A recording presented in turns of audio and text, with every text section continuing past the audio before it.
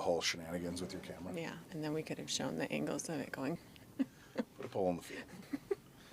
What's up, everybody? Welcome back to the MaxBet podcast. Here at Blackfire, we're doing big things. Today it's all about the ladies. The women, I guess. Is it ladies and women? Is that interchangeable? Sure. Okay, perfect. I'm just making sure I'm not, slang. I'm not offended by it. That's good. That's good. Yeah, I'll do better.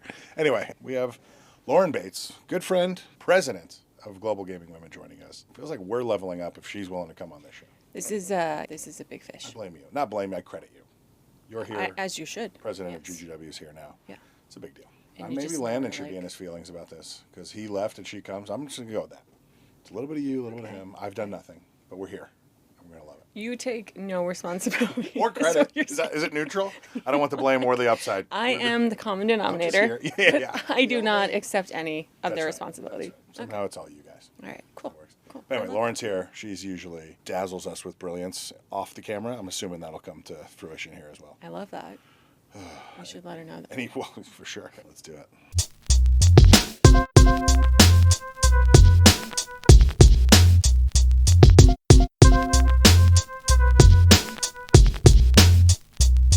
We're here. Lauren Bates, president of the Global Gaming Women organization. That sounds official. How are you? I'm good.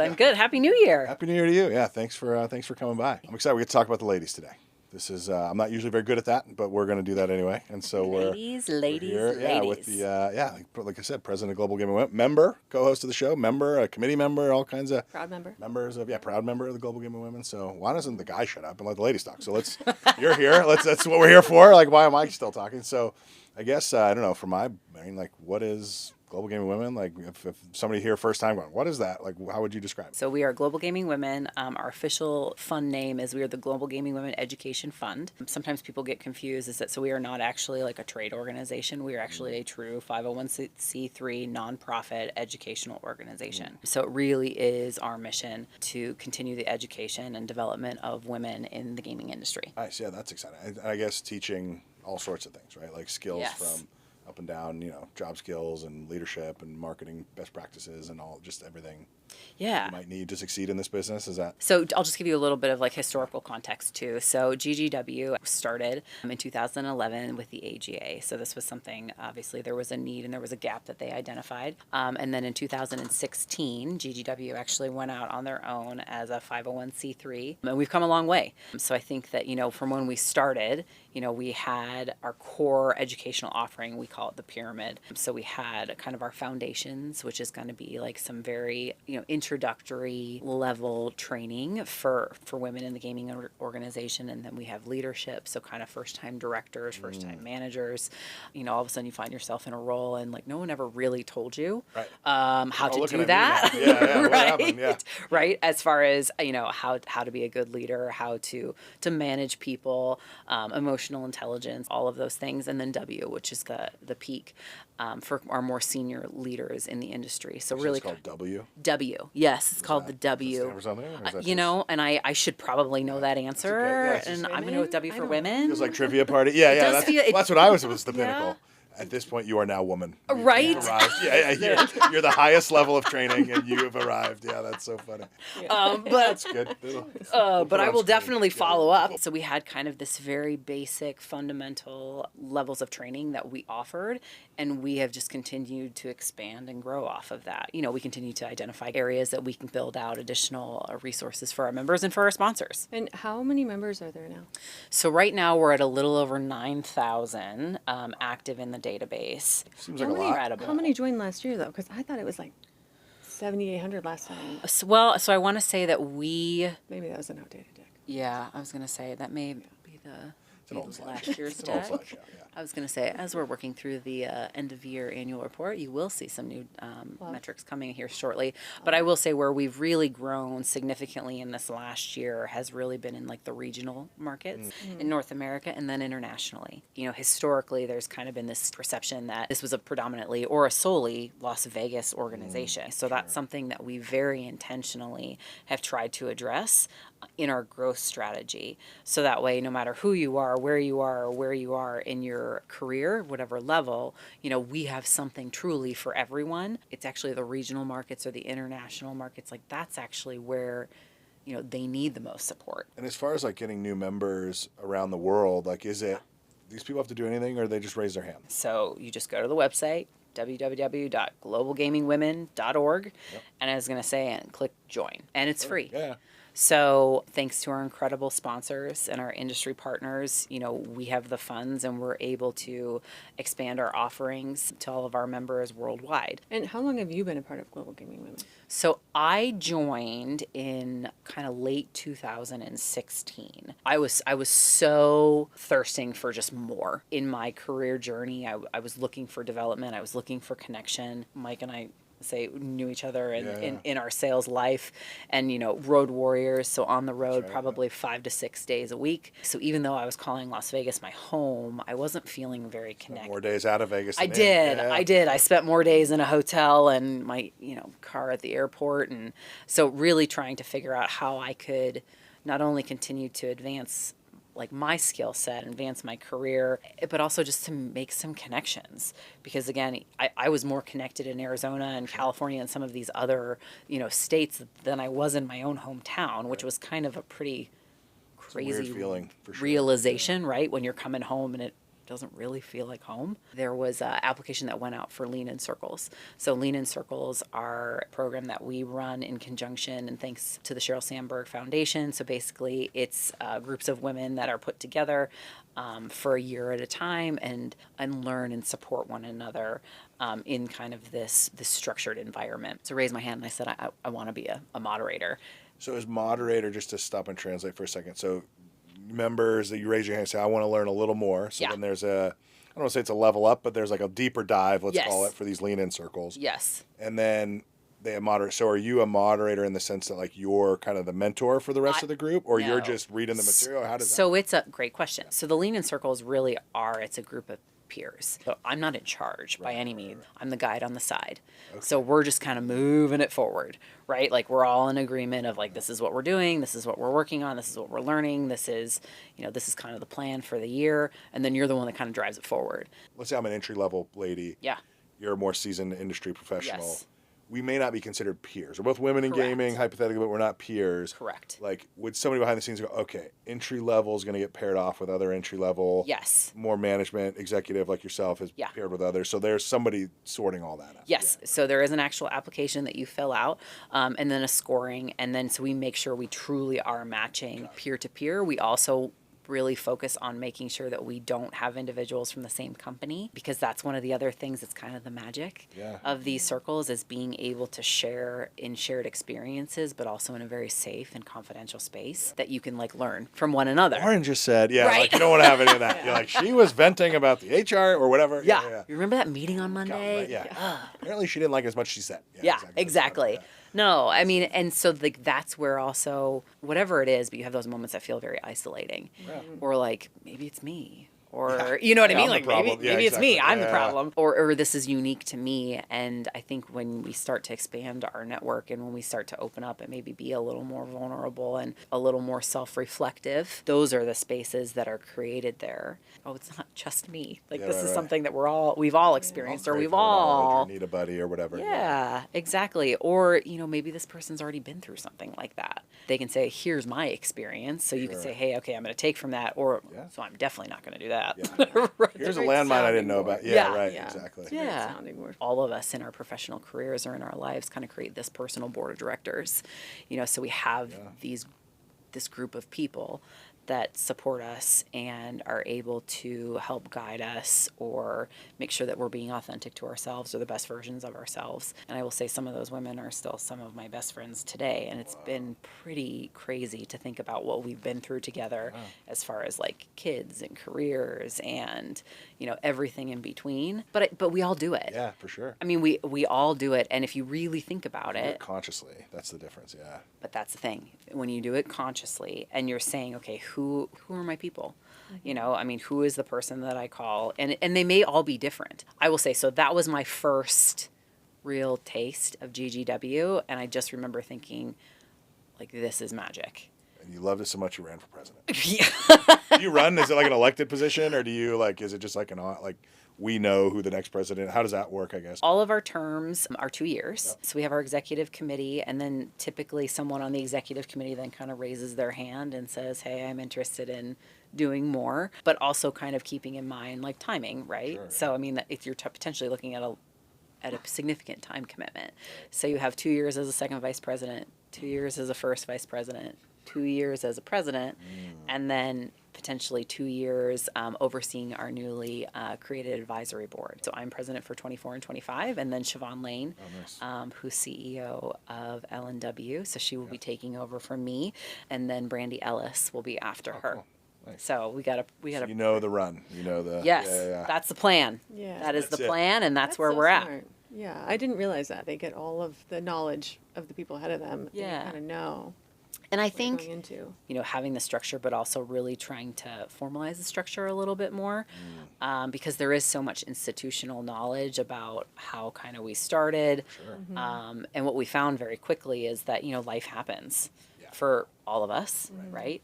I mean, you win the lottery tomorrow, and then, I ride off into the sunset, and all of a sudden there's a whole bunch of people that are like, board meeting. right? It's like, I don't need that. Yeah. Yeah, right? funny. So just making sure, that was something that, so Cassie Stratford and myself and Siobhan really kind of focused on for Cassie's presidency was really, and Kelly Hatch, our executive director, so just making sure that we were able to really kind of focus on succession planning. So that way, also when our, I'll say our 7 to 7 jobs or, get a little extra crazy, that we're able to fill in for Pinch hit each for other. a little bit. Yeah, exactly. Because, we all have very busy lives. Sure. But like it's midway through your tenure as president, right? Yeah. I was gonna say like, what'd you do in your first year? How was 24? How'd you go? I mean, it sounds like it's obviously more than one person, but And it is by no means me. It is a labor of love from every single board member, committee member, volunteer, our executive director, Kelly Hatch, our new executive vice president, Pam Buckley. 2024 was by far our biggest year as an organization. We set some very lofty goals, and I will say, like, we hit almost all of them. And when I say like we're just getting started, we are just getting started. We set to launch 5 new educational and programs, very aggressive there. So we actually betaed our One Up, One Down mentorship program, which is going to be, we actually have some other gaming companies here that utilize, it's basically a software, it's almost like a dating app where people can go on and sign up and be matched with mentors across the globe interesting. for specific skill sets. We actually had our inaugural season of our Fair Game podcast, which was incredible. I will say, like, other friend Lauren, shout out Lauren O'Brien. major shout out to Lauren O'Brien and Kate and Bronwyn and Anika. So we are actually going to be formally announcing and launching our partnership with Harvard Business. Oh, cool. So one of the things that was some feedback that we got is that we do all this education. It's like, well, how do I put that on a resume? How do I, so that way when Mike McKiskey sees my resume hiring that you. you're like, Yeah. I know what this means. Yeah, right. Or like, where's the accreditation or what does that mean?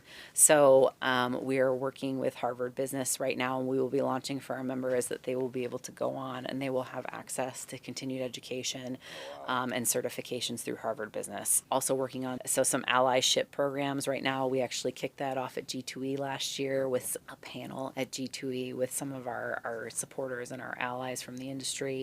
And then Spark Brilliance. So Spark Brilliance is actually a partnership with Jackie Inziger, and it's a executive accelerator. So one of the things is, as we continue to build out our offerings, we started to really kind of identify some gaps. So for like our most senior leaders, so for like those VPs and like the C-suite individuals, how do they continue to learn and to grow? We're not creating content, we're curating.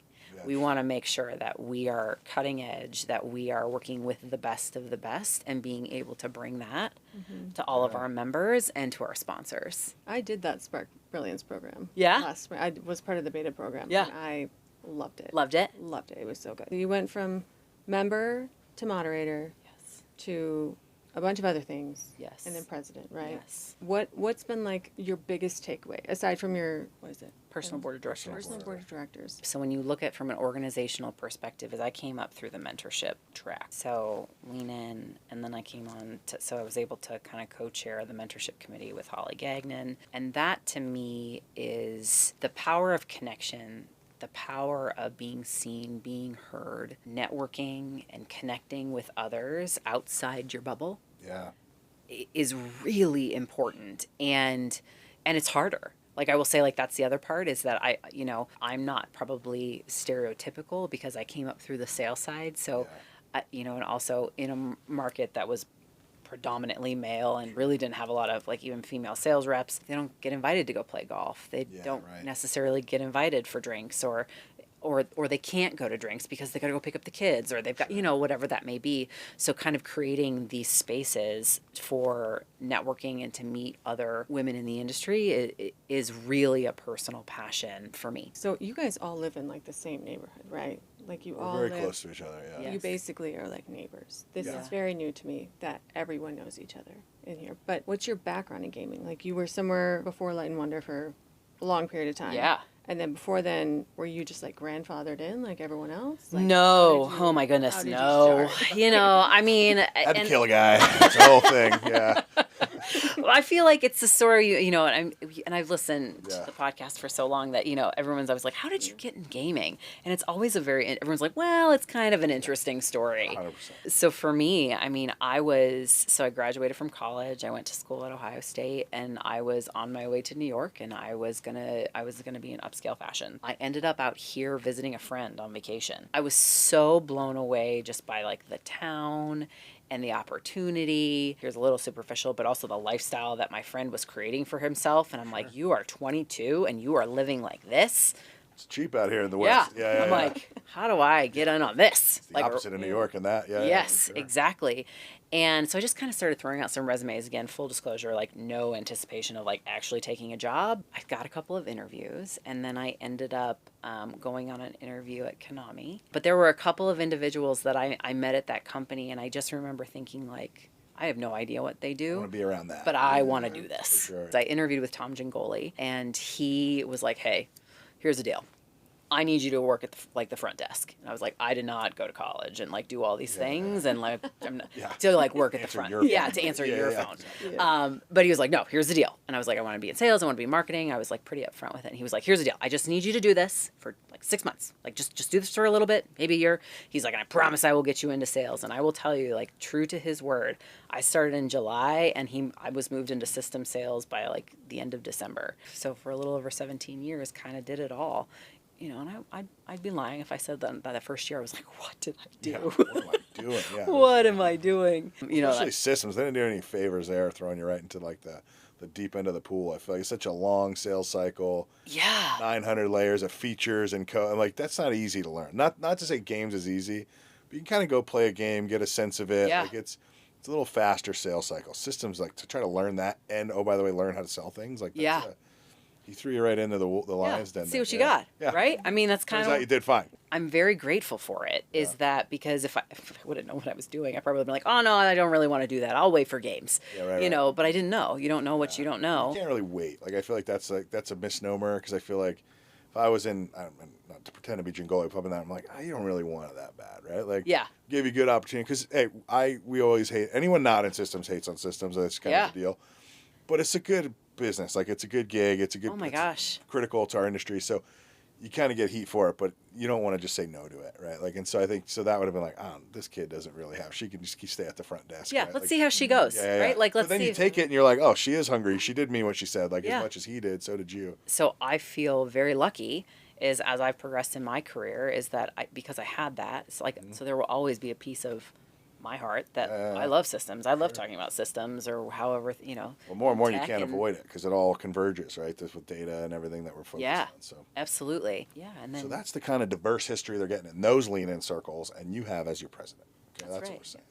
So halfway through, what's the rest of your tenure? What do you have planned? I mean, some of that Harvard stuff sounds like it's debuting in 25. Yeah. So maybe that's coming. Are there any big swings you're taking before you hand the torch off to Siobhan? Scalability, sustainability. We did just bring on a new executive vice president. So continuing to kind of build out our team.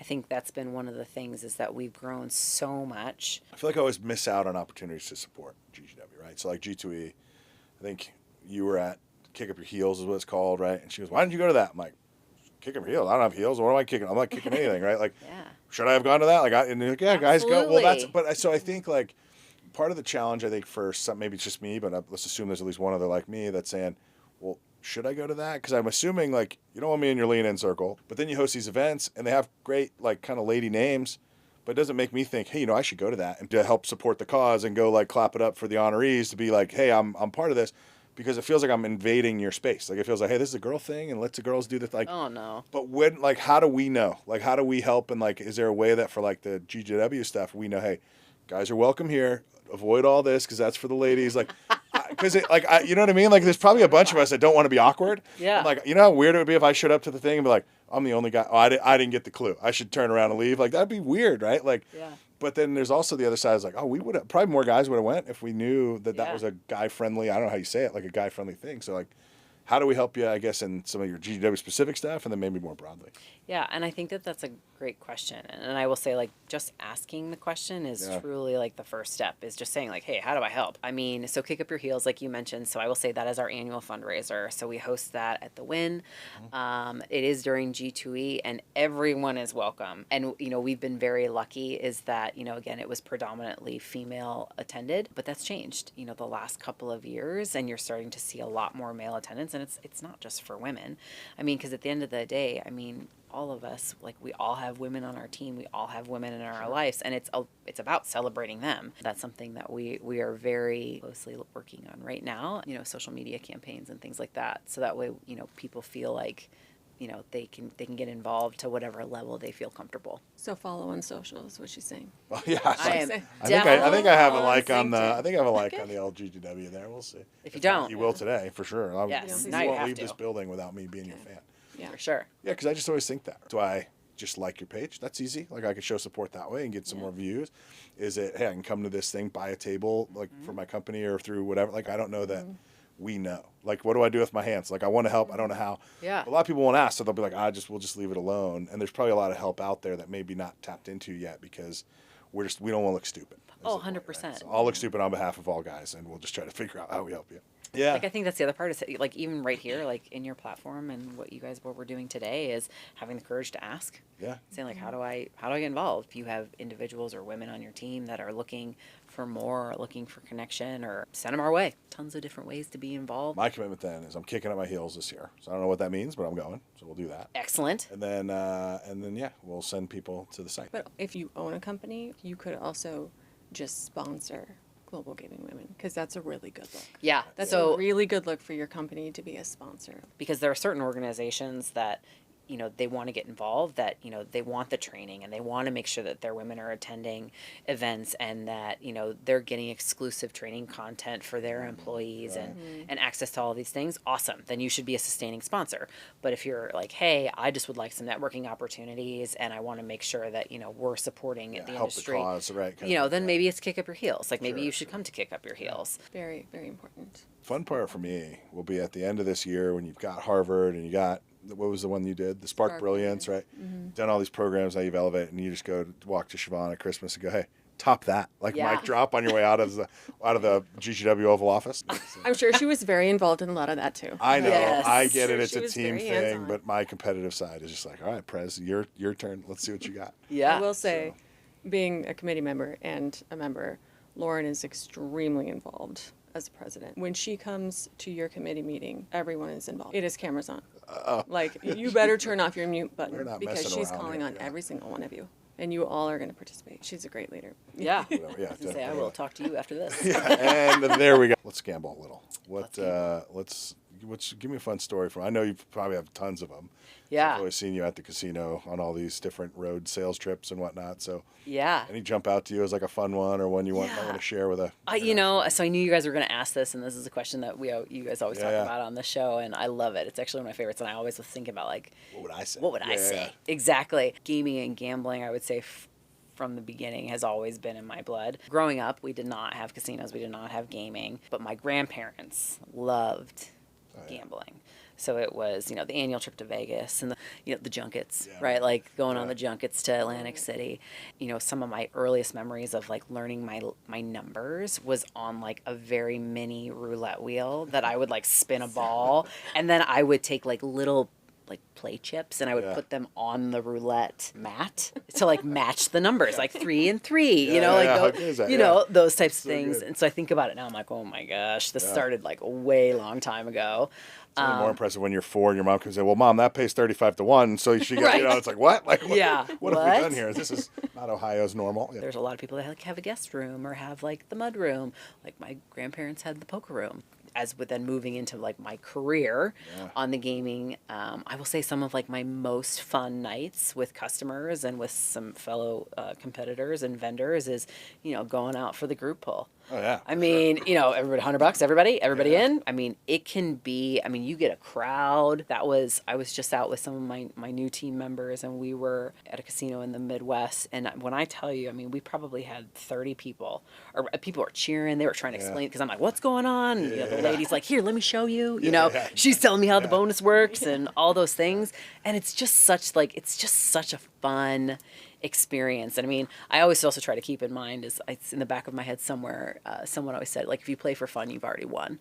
You're playing because you're trying to pay bills or like those types of things, like, it's time to go to bed. Chasing rent. Yeah, Go home. time to go to bed, right? Time to go to bed. But, in those moments, like, it's just so fun. For some reason, when you say grandma, grandpa junket to AC, I just feel like you built sandcastles out of those old coin buckets. At 100%. Like, we're like, what is that? What's that? Yeah, it's just the coin buckets. 100%. Oh my gosh. So school. dead on. I could always tell my grandparents came back from a trip from Vegas because they had like all the Mirage cups or, whatever it was that, with all their coins. And when we turned 18, they would like fill these casino buckets with like all their loose change, and then it was like, here's your bucket, and like start your own journey here. right? Yeah, exactly. And so you got these like massive buckets of just change, and I remember like the first time I was able to like legally gamble, it was on a cruise ship with my grandma. Classic. Video poker, right? Yeah. Oh, it was awesome. I think I was there the whole time. Who would you recommend to come on to the podcast next? So my call out is going to be to Mr. Peter Arceo. Peter. Kind of a big deal. Yeah. Okay. So Big name drop. All right. Yeah. So Peter is currently the chief gaming officer for San Manuel. So not only am I lucky enough to call him a dear friend and mentor and someone that we've both progressed in our careers kind of simultaneously. So I met him when he was in marketing at Casino Arizona, getting to work with him at San Manuel and Yamava, and now with the Palms, and just so many of the things that he's working on right now, I just think are just fascinating. His story is very fun. And he's a rebel, so that's good. And he's a rebel. He's got like a JD now from UCLA and Trojan business, so he's a smart guy, but he's a rebel at the start. So that's yes, he is. That's another thing that we also like bonded over, is that he's also like very similar to you two, is like lifelong learner. Yeah. Oh, Right. Love that. He's now got the sweet lettuce. He grew that out again, which I always love. I told him, you work in tribal country, man. You gotta just let it flow. It's gone. So that'll be good. Hopefully he'll come on. He will. He's in town. Yeah. He will. Love that. We love having you. Thanks for Awesome. sharing your time, and Yeah. go support GGW. Anyone listening, and we'll catch you next time. Awesome. Perfect. Thank Thanks, you. Lauren. Please continue to dazzle. Did she do you proud as a member, as your president, Oh. sitting president? Beyond. She rocked it, yeah? I hope that I did her proud just being here. So Well, you're going to be good at talking to after the show. That's what I know. I don't know She if it was did good or say bad. Yeah, she's like, you and me are going to go step over here. shit. I don't know if that was good or bad. You still get to be a member. That's exciting. I guess TBD. What was your biggest takeaway? What did you learn that you didn't know before? I didn't know what Global Gaming Women was. To be fair, like I knew what the organization was. So I knew it was this idea of like, hey, we're trying to support women. We're trying to advocate, for maybe a safer work environment, certainly a more progressive work environment. So I knew that. I had no idea what a lady might expect if she raises her hand and say, yeah, I want to be a part of this. How do you, what does that mean? Like I had no idea. Like I didn't know what the circles were all about. So like for me, it was like just a truly educational thing. I'm like, here's what GGW actually does. Like, I think 9,000 members, that's a huge nonprofit. Like that's very seems big. like a lot. Yeah, I don't have the context, but it seems like a lot of. But it's very impressive. With 9,000 members, you would normally think the executive committee or the people on the board are twice removed from the members. But I don't think that's the case at all. I think they're incredibly involved, which I think is very impressive that they also have really, really important jobs in their companies too. Yeah. So they're doing basically 2 full-time jobs at the same time and doing it very well for 9,000 women globally And counting. and counting. And counting. Big stuff. Maybe we'll get to 10 this year. If we get to 10, what are you going to do? Clap loudly. What do you want me to do? What, Are you going what's the to normal response to that? sponsor something for kick up your heels? Maybe I can do that. I've already said. I don't know about maybe, but I don't know what this means. What is? So you're the sponsor committee trying to sell sponsorships live. sure, Right? yeah. What? Okay. Yes, we'll do. Get to 10,000 and we'll talk. Cool. Makes sense. I'm happy to. I love the cause. I think Let's it's a get good that cause. in writing. Yeah. What else you got? His wacky question hour. Yeah, that's good. What do you think would be a really good, mediocre marketing ploy that nobody asked for? Mediocre marketing ploy. That nobody asked for. Like this is what would be left on the cutting room floor Yeah, you'd be like, during the meeting. if you qualify at this tier, we'll staff your kids' soccer practice. So like we're like, we'll drive the kids to practice, like that kind of thing. You're like, what? Yeah. I don't know if I want that. Like you're like, maybe I want that. Like because I kind of don't want to have to do it, but I also don't know who you are, so I'm not letting you do it. Right? Like that kind of thing would be interesting. I feel like, some sort of like, we'll give you a dog. Like so you're like, wait, I love dogs, but I don't want one. Like like something like this. That's a great gift. No, but it's not, right? That's not a it mediocre can be. gift. Well, if you want a dog, it's a great gift. What If you're just some poor allergic? guy that's like, you just handed me a Labradoodle puppy, like, what am I going to do with this thing? What about like a pair of like Lucky Socks from someone who had already wanted Previously to? worn. I feel like there's a side of the internet that But paid like good money for. from someone who previously won a jackpot. All I can picture is like, so if you win a jackpot, right, the slot attendant comes over and she gets your ID. Yeah. She goes, all right, sir, you win. Well, let's just say it's 100,000. Like, Oh, the story. 100,000. Wow. And you go, here's, congrats, 100,000. I need your socks. Yeah. Like, she's now got to use them as the promo. Yeah. Your socks are going to go pay it Yeah. forward to somebody who's like, wait, I'm not done being lucky. Nope, you're done. Fine. Go to the next one. We'll reissue you new ones. Yeah, Yeah. that would be Mr. D. What about like an oxygen bar with all Vegas scents? Like, what's a Vegas scent? Like, Well, I that's feel like not- Vegas scents would be like Fremont Street. Stale carpet. 24-year-old carpet squares that haven't been swapped out yet. That's budget cuts have Yeah. prevented the carpet upgrade. But it's from like a monumental casino that's no longer with us. the Riviera's carpet square. Yeah, no, I don't think that's not an upgrade. Is this what marketers think about? Is this where you guys sit around and you go, how can we make this mid? I don't really want them to want it, but I want them to think Listen, we tried. Like that's You the goal. gotta Like, throw them all out there and see what sticks. A marketing ploy doesn't always have to be like a win for whoever's receiving it. It can just be a shock value kind of thing. But these were mediocre, not really so maybe we shocks, should do more like free pokes. tickets to things you don't want to see. Ooh, yeah. So like, Yeah. then tonight the GM is gonna wrestle a llama. You're like, what? I don't know this guy. I don't know why. No, but I guess I got tickets. Like maybe hey, we have a residency with this show no one cares about. You can go. There's front row is all yours. But you're like, I don't want this. I gotta go snack. All right. Go ahead. All right, Hillary's hungry. We're gonna get out of here, and we'll see you next time. Thanks for tuning in. Like and subscribe. Catch you later.